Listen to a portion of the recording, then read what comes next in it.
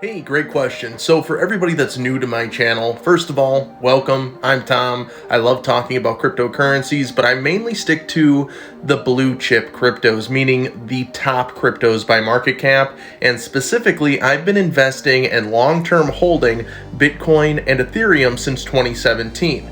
Now, I have also a very small bag of XRP that I've been holding since 2017 as well. I don't add to it. I feel I have enough, and that one's a little bit more of a gamble based on what the outcome of the SEC lawsuit ends up being.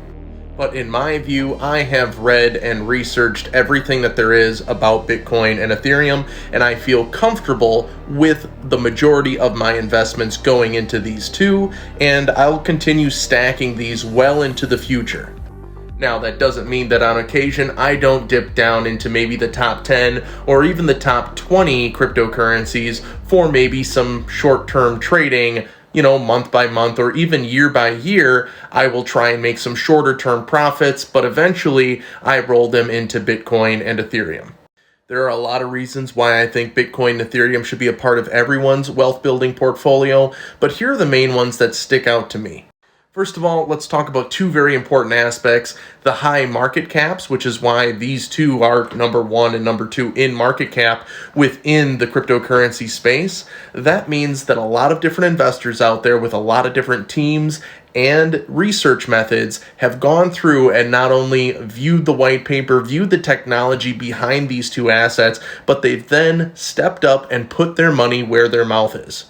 So that's a very easy way for people to lazily invest into assets if they don't really feel they can put the time in themselves, which, by the way, I fully recommend that you do your own research, but it is advantageous to also measure the fact that other people have researched this asset and deemed it worthy of their investment.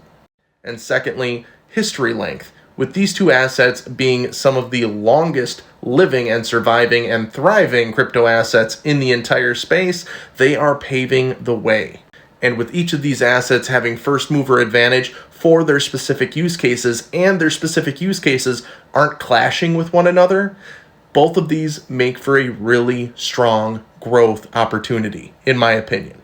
Any other cryptocurrency asset outside of these two is obviously at a higher risk, but there also is a higher return. It's up to you to measure whether or not those other risk assets are worth the upside. To me, there's a few others that need a little bit more maturing before I go long term with them. Thank you so much for your question, and let me know what crypto assets you're interested in the comments down below. See you next time.